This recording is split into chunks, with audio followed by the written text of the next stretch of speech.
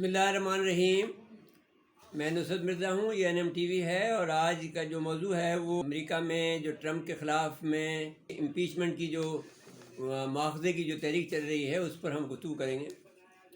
ایک تو بات یہ ہے کہ جو اہم بات ہے وہ یہ ہے کہ جو بائیڈن نے جو اپنی پالیسی وضع کی ہے اس میں اس نے روس کو نمبر 1 اپنا دشمن قرار دیا ہے، اور چین کو کہا کہ وہ بہت سنجیدہ ہمارا حریف ہے، اور یہ ہے کہ پہلے انہوں نے یہ کہا تھا کہ ہم ان سے کوآپریشن کی یا تعاون کی بات کریں گے، لیکن اب انہوں نے یہ کہنا شروع کر دیا ہے کہ وہ ہمارا بہت سنجیدہ حریف ہے، اور یہ اس بیان سے مختلف ہے جو کہ انہوں نے پہلے کہا تھا۔ لیکن اس کے جواب میں چین نے بہت نرم رویہ اختیار کیا ہے۔ انہوں نے کہا ہے کہ وزیر خارجہ کے جو ترجمان ہیں وینگ ویون بن نے 5 فروری 2021 کو کہا ہے کہ یہ امریکہ اور چین کے درمیان میں تعاون کے لیے بہت کچھ ہے اور ہم لوگ آپس میں مل کر تعاون کر سکتے ہیں۔ انہوں نے اچھا رویہ اختیار کیا ہے۔ لیکن اب سوال یہ ہے کہ جب ٹرمپ کے مواخذے کی بات ہو رہی ہے تو وہ اس کے لیے بہت مشکل ہے جو بائیڈن کے لیے، کیونکہ ان کے اندرونی معاملات اتنے خراب ہو گئے ہیں کہ وہاں پر خانہ جنگی کی کیفیت ہے، اس کو سنبھالنا ان کے لیے میں نہیں سمجھتا کہ اتنا آسان نظر آتا ہے ہمیں، جتنا کہ یہ سمجھتے ہیں جو بائیڈن کے لیے وہاں۔ اور ٹرمپ نے یہ کہا ہے کہ وہ جو ٹرائل ہونے جا رہا ہے اس کے اندر وہ پیش ہونے کو تیار نہیں ہے۔ امریکہ کے اندر جو ڈیموکریٹس کے ارکان کے مواخذے کے ٹرائل میں حلف اٹھانے اور کارروائی پیش ہونے کے مطالبے کو مسترد کر دیا ہے، اور ڈونلڈ ٹرمپ کے مواخذے کی تحریک کے پروسیکیوٹر جو ہیں جمی راسکر نے ٹرائل کے لیے سابق صدر کو پیش ہونے کا مطالبہ کرتے ہوئے کہا اگر آپ ایسا نہیں کرتے تو ہم 6 جنوری کو کانگریس کی عمارت پر حملے میں آپ کی رضامندی سمجھنے میں حق بجانب ہوں گے۔ اب یہ اس طرح سے کہ انہوں نے ون سائیڈڈ یہ کام کرنا شروع کر دیا۔ اگر وہ ون سائیڈڈ کریں گے تو یہ عین ممکن ہے کہ پھر وہ کہے گا کہ یہ سب ظلم ہوا میرے ساتھ میں، اور وہ تحریک چلا دے گا۔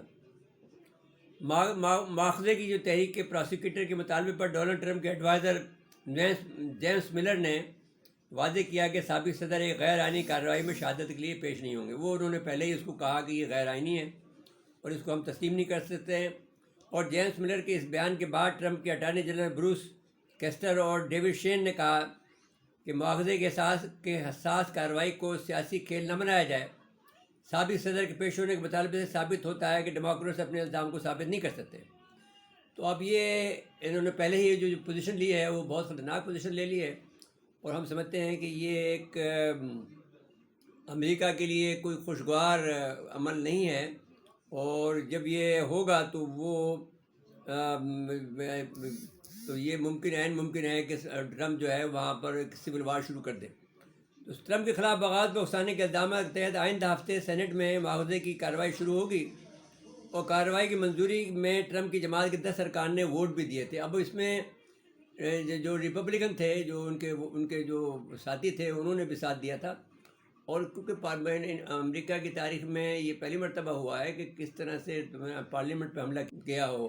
ہمارے یہاں تو روز ہوتا ہے، یہ روز ہوتا ہے۔ ابھی جو ہوا ہے عمران خان صاحب جو وزیر اعظم بنے بیٹھے ہیں انہوں نے کیا تھا، اب اس کے بعد میں یہ لوگ کارروائی کرنے والے ہیں جو مسلم لیگ نون کے، اور یہ PDM جو بنی ہوئی ہے جس کا شرازہ بکھرنے کو ہے۔ لیکن یہ کہ بہرحال یہ لوگ اپنے اسکور کر رہے ہیں اور اپنے تیاری کر رہے ہیں کہ آئندہ کے لیے جو کس طرح سے حکومت کو ہم قابو میں کریں اور کس طرح سے حکومت میں جائیں۔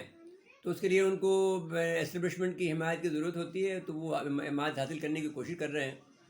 اگر یہ صورتحال ہے تو لیکن امریکہ میں یہ بات پہلی دفعہ ہوئی ہے کہ ایک صدر نے جو صدر تھا اس نے خود حملہ کروایا۔ اس میں تو کوئی دو رائے نہیں ہے کہ 6 جنوری 2021 کو جو حملہ ہوا ہے کانگریس میں، جہاں پر لوگوں کو مار رہے تھے، وہاں پر شوٹنگ ہوئی ہے، لوگوں کو مارا پیٹا گیا ہے، اس کو اس نے ڈونلڈ ٹرمپ نے خود کروایا تھا۔